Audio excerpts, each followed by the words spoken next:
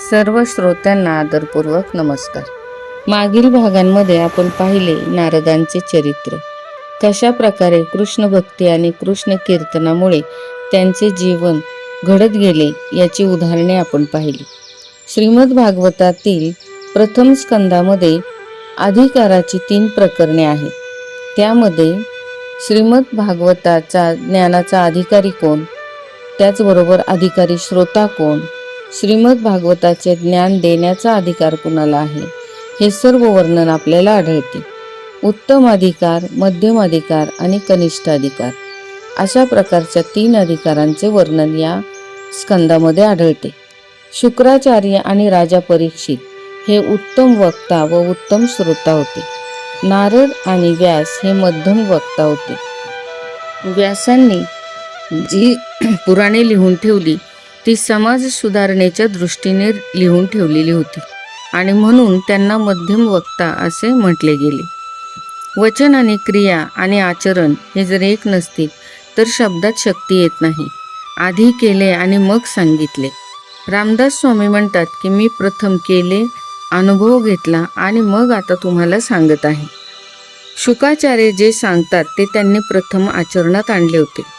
शुकाचार्य एक उत्तम वक्ता आहेत कारण त्यांची वाणी आणि आचरण एक होते. संत तुकाराम महाराजांनी देखील आपल्या गाथेमध्ये लिहून ठेवले आहे की बोले तैसा चाले त्याची वंदावी पाऊले. अशी वंदनीय व्यक्ती असते. एकदा एक माता आपल्या मुलाला घेऊन संत एकनाथांकडे गेली आणि म्हणाली, महाराज, माझ्या मुलाला गूळ खाण्याची अति सवय आहे. ती त्याची सवय सुटत नाही. तेव्हा असा आशीर्वाद द्या की जेणेकरून याची गूळ खाण्याची सवय सुटेल. त्यावेळेस एकनाथ महाराजांनी त्या मुलाला आशीर्वाद दिला नाही कारण महाराजच स्वतः गूळ खात असत. एकदा एकनाथ महाराज त्या स्त्रीला म्हणाले की काही दिवसांनी तू तुझ्या मुलाला घेऊन माझ्याकडे ये, त्यावेळेस मी त्याला आशीर्वाद देईन, परंतु आज काही मी आशीर्वाद देऊ शकत नाही. त्यांनी स्वतः गूळ खाणे सोडून दिले आणि मग काही दिवसांनी ती स्त्री आपल्या मुलाला घेऊन परत महाराजांकडे आली. तेव्हा एकनाथ महाराजांनी त्यास आशीर्वाद दिला.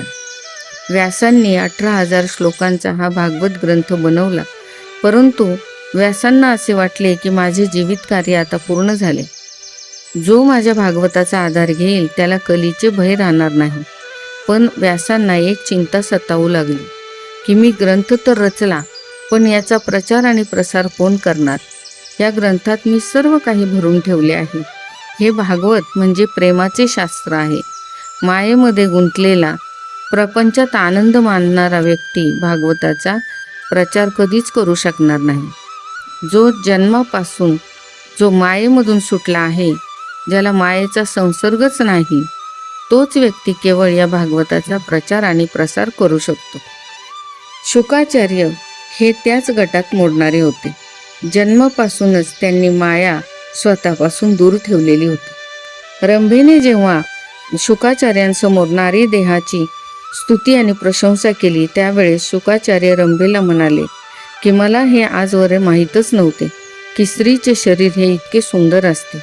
परमेश्वराच्या प्रेरणेने जर मला जन्म घ्यावा लागला तर मी तुझ्यासारख्या मातेच्या उदरी जन्म घेईल. आणि रंभा त्यानंतर वासनेपासून कायमची दूर झाली. शुकाचार्य जन्मताच निर्विकारी होते. ज्या मुलाने जन्म झाल्यानंतर बापाला असे सांगितले की मी तुमचा पुत्र नव्हे आणि तुम्ही माझे पिता नव्हेत, अशा शुक्राचार्यांचा व्यासांच्या पोटी जन्म होणे हे महद्भाग्य होते. त्यानंतर काही वर्षांनीच ते नर्मदा तटावर तपश्चर्या करण्यासाठी निघून गेले होते. पण आता व्यासांपुढे प्रश्न पडला होता की भागवताचा प्रचार आणि प्रसार करणारे शुकाचार्यांना परत कसे काय बोलवावे. शेवटी त्यांनी एक युक्ती केली.